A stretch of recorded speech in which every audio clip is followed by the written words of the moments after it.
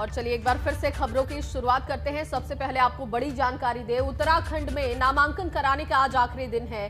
पूर्व सीएम हरीश रावत आज लालकुआं से अपना पर्चा भरेंगे और हरक सिंह रावत की बहू अनुकृति गोसाई भी आज नामांकन पर्चा दाखिल करेंगी। कई दिग्गज नेता आज आखिरी दिन नामांकन अपना करेंगे। 14 फरवरी को पूरे राज्य में एक साथ मतदान होना है।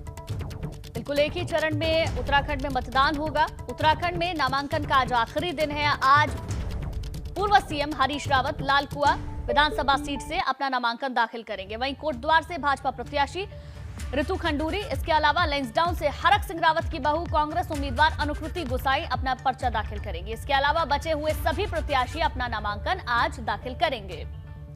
और देखिए कौन कहां से पर्चा दाखिल करेगा उसकी जानकारी हम आपको दे रहे हैं। हरीश रावत लालकुआं विधानसभा सीट से नामांकन पर्चा दाखिल करेंगे। अनुकृति गोसाई लैंसडाउन विधानसभा सीट से पर्चा दाखिल करेंगे। धन सिंह रावत टिहरी विधानसभा से पर्चा दाखिल करेंगे, जबकि ऋतु खंडूरी होंगी कोटद्वार से, जो कि नामांकन पर्चा आज दाखिल करेंगी। आज आखिरी दिन है और आखिरी दिन कई दिग्गज नामांकन पर्चा दाखिल करेंगे। 14 फरवरी को एक ही चरण में मतदान होना है उत्तराखंड में और उसके लिए आज नामांकन की आखिरी तारीख है। तो कई बड़े दिग्गज आज अपना नामांकन दाखिल करने वाले हैं। 14 फरवरी को उत्तराखंड में मतदान होना है। एक ही चरण में मतदान होगा, जिसके लिए आज नामांकन का आखिरी दिन है।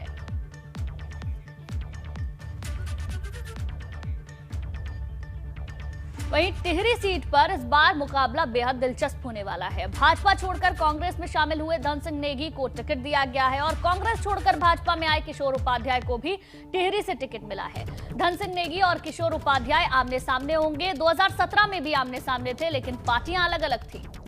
बिल्कुल गुंजन, और नामांकन के आखिरी दिन टिहरी सीट पर दिलचस्प तस्वीर देखने को मिलेगी। यहां भाजपा से कांग्रेस में शामिल हुए धन सिंह नेगी अपना नामांकन पत्र दाखिल करने पहुंचेंगे, तो दूसरी तरफ सामने कांग्रेस से गुरुवार को भाजपा में शामिल हुए किशोर उपाध्याय होंगे। वो भी अपना नामांकन पर्चा दाखिल करेंगे। आखिरी दिन है नामांकन का और ऐसे में तमाम बड़े दिग्गज आज नामांकन पर्चा दाखिल करने वाले हैं।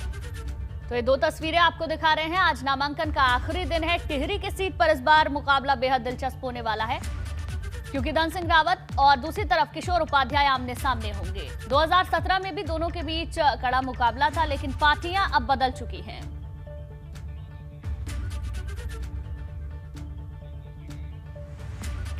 और इसी पर ज्यादा जानकारी ले लेते हैं हमारे संवाददाता लालकुआं से पंकज राणा हमारे साथ जुड़ गए हैं। पंकज, आज हरीश रावत भी लालकुआं से अपना नामांकन दाखिल करने के लिए पहुंचेंगे और भी कई दिग्गज नेता पहुंचने वाले हैं, क्या जानकारी है?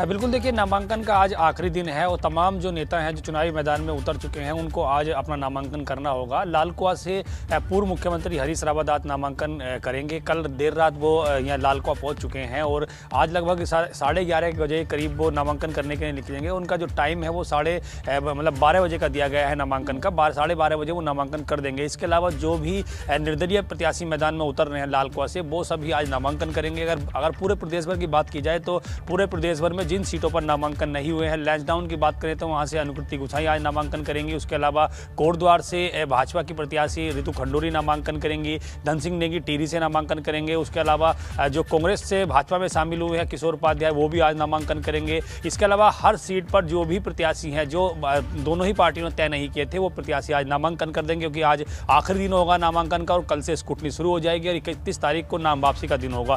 तो ये कहा जा सकता है कि जो चुनावी मैदान में रहने वाला है उसकी स्थिति आज शाम तक क्लियर हो जाएगी। किस किस को चुनाव लड़ना है, कौन कौन चुनाव नहीं लड़ रहे हैं, क्योंकि भाजपा और कांग्रेस ने प्रत्याशी चयन करने में थोड़ी देरी की है। कई सीटों पर पेच फंसा हुआ था, उन सीटों को कल देर रात तक उनको घोषित किया गया है। इसके अलावा अगर देखा जाए तो जो मुख्यमंत्री थे पुष्कर सिंह धामी, कल वो अपना नामांकन कर चुके हैं खटीमा विधानसभा से। उनके प्रतिनिधि के तौर पर भुवन कापड़ी भी अपना नामांकन कर चुके हैं। पूर्व मुख्यमंत्री हरीश रावत आज मैदान में होंगे, वो देर रात पहुंचे हैं और जो यहाँ से कांग्रेस के प्रत्याशी थे हरीशचंद्र दुर्गापाल जो 2017 में जो 2012 से 2017 तक कांग्रेस सरकार में मंत्री भी रहे थे, वो थोड़ा नाराज थे। उनको मनाने के लिए उनके आवास पर भी पहुंचे हुए उन्होंने उनसे बातचीत की है, उनको मनाया है कि आप निर्दलीय तौर पर या किसी भी रूप में चुनावी मैदान में ना उतरे, मेरा सपोर्ट करें, तो उनसे उनकी हामी हो गई है। इसके अलावा कांग्रेस के जो तमाम दूसरे नेता हैं जो लालकुआ से चुनावी मैदान में उतरने की फिराक में थे, उनको भी हरीश रावत ने सबसे देर रात तक बातचीत की है, सबको मनाने की कोशिश की है। लेकिन भाजपा में अभी बगावत के सूरज लालकुआ में नजर आ रहे हैं। कई लोग हैं जो वो लालकुआ में नामांकन करेंगे। इसके अलावा अगर हम अलग अलग सीटों पर बात करें तो जो भी ऐसे नेता हैं जो दावेदारी कर रहे थे भाजपा, कांग्रेस या आम आदमी पार्टी या दूसरी पार्टियों से, वो सब बगावत कर चुके हैं और चुनावी मैदान में उतरने की बात कर रहे हैं। हालांकि मान मनोबल का जो दौर है ये जया देखिए अभी और चलने वाला है कुछ दिन तक, और ये 31 तारीख का भी चलेगा। 31 तारीख तक जो नाम वापसी का दिन होगा, जैसा कि आपने भी जिक्र किया कि आज शाम तक ये पता चल जाएगा कि चुनावी मैदान में कौन कहां से चुनाव लड़ने वाला है। बहुत शुक्रिया आपका तमाम जानकारी के लिए। वहीं अमित शाह आज चुनाव प्रचार की शुरुआत करेंगे। रुद्रप्रयाग में आज डोर टू डोर कैंपेन किया जाएगा। रुद्रप्रयाग में 3 अलग अलग बैठकों में शामिल होने वाले हैं। इसके अलावा अनुसूचित समाज, प्रबुद्ध वर्ग और महिलाओं के साथ अमित शाह बैठकें करेंगे। एलईडी के जरिए 5 अलग अलग जगह पर प्रचार किया जाएगा। और अपने अपने प्रत्याशियों को मैदान में उतारने के बाद भाजपा, कांग्रेस और आम आदमी पार्टी समेत अन्य राजनीतिक दलों के बीच अब चुनाव प्रचार की जंग छिड़ने वाली है, जिसकी शुरुआत आज केंद्रीय गृह मंत्री अमित शाह करने वाले हैं। शाह आज सुबह 11 बजे रुद्रप्रयाग पहुंचेंगे और यहां पर वो रुद्रनाथ मंदिर में पूजा अर्चना करेंगे। इसके बाद डोर टू डोर संपर्क करेंगे। गृह मंत्री 6 विधानसभाओं के कार्यकर्ताओं को वर्चुअली संबोधित भी करेंगे। तो चुनाव प्रचार की शाह आज शुरुआत करने वाले हैं। अमित शाह आज चुनाव प्रचार की शुरुआत में डोर टू डोर कैंपेन भी करेंगे, कई बैठक में भी शामिल होंगे। रुद्रप्रयाग में डोर टू डोर कैंपेनिंग आज की जाएगी। 3 अलग अलग बैठकों में भी रुद्रप्रयाग में अमित शाह शामिल होने वाले हैं। इसके अलावा अनुसूचित समाज, प्रबुद्ध वर्ग और महिलाओं के साथ भी बैठकें होनी है। एलईडी के जरिए 5 अलग अलग जगह पर प्रचार किया जाएगा। बिल्कुल, और अमित शाह आज डोर टू डोर कैंपेन भी करेंगे, इसके साथ वर्चुअली भी संबोधित करेंगे। रुद्रप्रयाग में 3 अलग अलग बैठकों में वो शामिल होंगे, क्योंकि अब बहुत कम समय बचा है। और मिनट टू मिनट शाह का कार्यक्रम क्या होगा ये आपको बता रहे हैं। जॉली ग्रांट सबसे पहले वो पहुंचेंगे, इसके बाद सुबह 11:30 बजे रुद्रप्रयाग पहुंचेंगे और 11:50 पर रुद्रनाथ मंदिर पहुंचेंगे, दर्शन पूजन करेंगे। उसके बाद उनका अगला कार्यक्रम होगा 12:15 पर डोर टू डोर प्रचार करने का कार्यक्रम है। 12:30 बजे कार्यक्रम स्थल पहुंच जाएंगे अमित शाह और पदाधिकारियों के साथ 2 बजे वो बैठक करेंगे और इसके बाद 4:30 बजे दिल्ली वापसी कार्यक्रम उनका।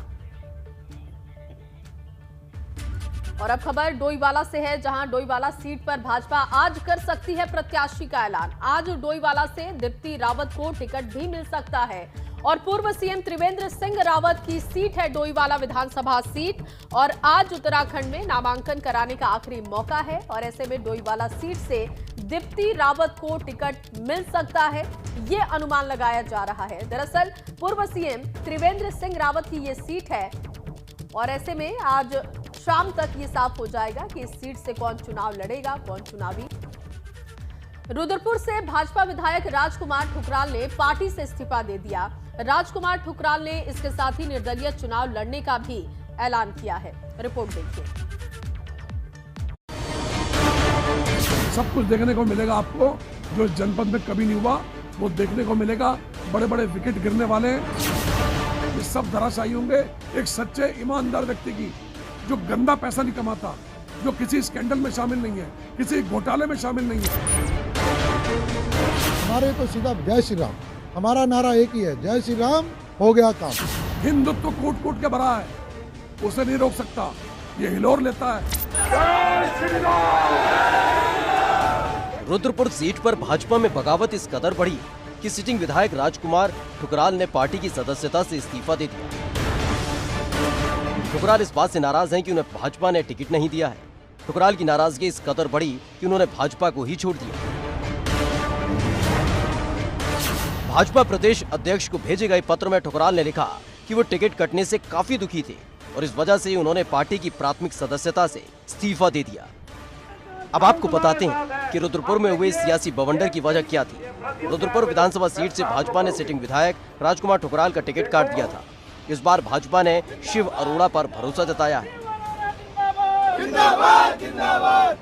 विधायक राजकुमार ठुकराल खुद को टिकट का असली दावेदार बता रहे थे, मगर हाईकमान ने उन पर भरोसा नहीं जताया।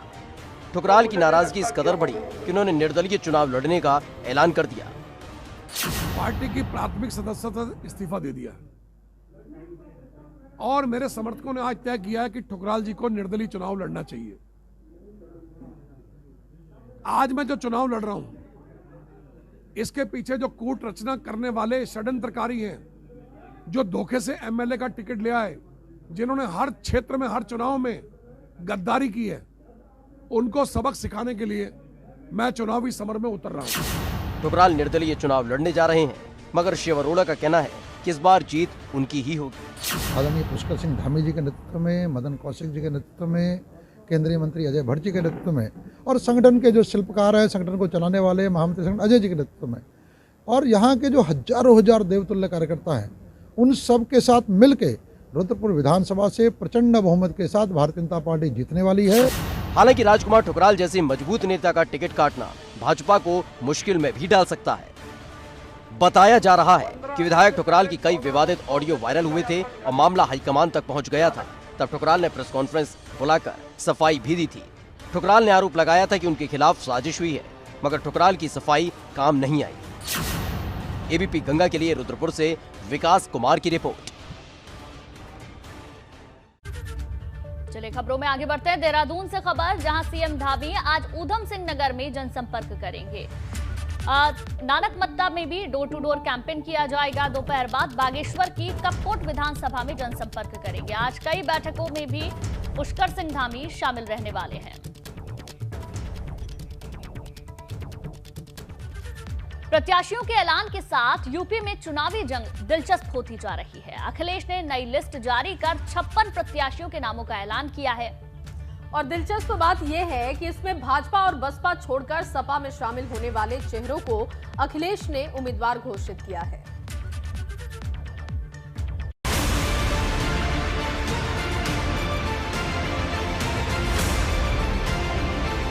सपा की तीसरी लिस्ट आई, यूपी में सियासत हाई।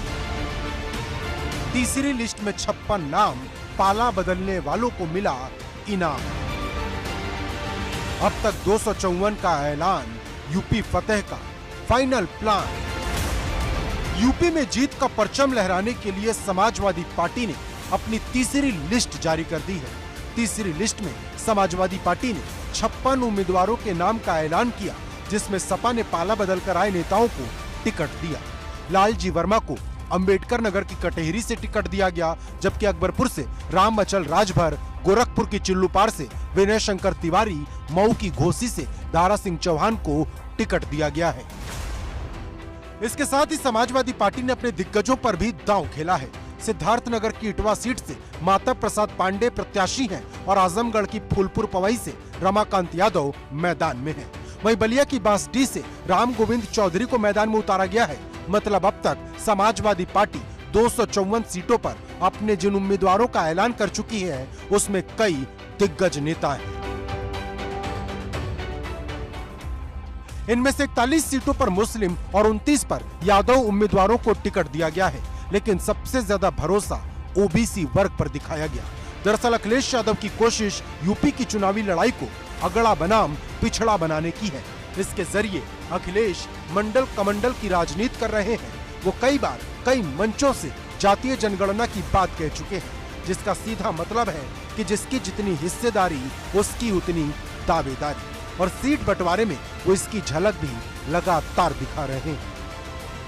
समाजवादी पार्टी ने तय किया है कि दिल्ली सरकार अगर जनगणना नहीं करती है जातियों की, तो समाजवादी सरकार आएगी तो जातियों की जनगणना 3 महीने में कर करके दिखा देगी और उनकी आबादी के हिसाब से उनको हक सम्मान मिले, इसकी लड़ाई समाजवादी पार्टी आगे बढ़ाने का काम करेगी। लेकिन सवाल गठबंधन के 60 सीट बंटवारे का भी है, क्योंकि अखिलेश ने छोटे छोटे दलों के साथ गठबंधन का गुलदस्ता तैयार किया है, लेकिन जिन दलों के साथ हाथ मिलाया उन्हें कितनी सीट मिली ये रालोद को छोड़कर अभी तक साफ नहीं। हालांकि अखिलेश कई बार कह चुके हैं कि सीट बंटवारे के बाद ही उन्होंने गठबंधन तय किया है। हमारी आरएलडी की सीटों की बातचीत हो चुकी है, साथ ही साथ और सहयोगी दल हैं उनके साथ भी सीटों की बातचीत हो गई है। वहीं दूसरी तरफ दूसरे दल लगातार अपने उम्मीदवार का ऐलान कर रहे हैं। बसपा ने भी एक और लिस्ट जारी कर दी जिसमें 53 उम्मीदवारों के नाम है। मतलब यूपी में हर एक सीट से हर एक राजनीतिक दल अपने अपने पत्ते खोल रहा है, लेकिन अभी कई और सीटें ऐसी हैं जहां प्रत्याशियों को लेकर पेच फंसा है, तो कई जगह ऐलान के बाद भी अपना उम्मीदवार पार्टियों को बदलना पड़ रहा है। Bureau report, ABP Ganga. चलिए अब आपको दिखाते हैं धुआंधार बारिश। डिप्टी सीएम केशव प्रसाद मौर्य ने समाजवादी पार्टी पर साधा निशाना, कहा सत्ता में आने का दम भर रही साइकिल हो चुकी है पंचर। योगी सरकार ने यूपी में गुंडाराज समाप्त किया, उत्तर प्रदेश में कुशासन और सुशासन लड़ाई है।